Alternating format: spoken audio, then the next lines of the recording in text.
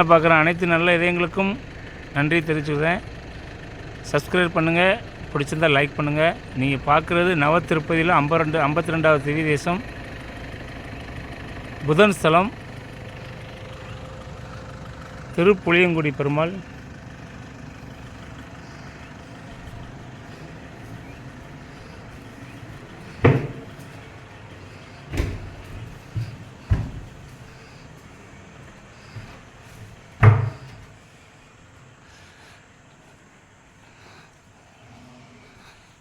நவத்திருப்பதியில் புதன் ஸ்தலம் ஆதிகேசன் மேலே பெருமாள் படுத்திருப்பார்.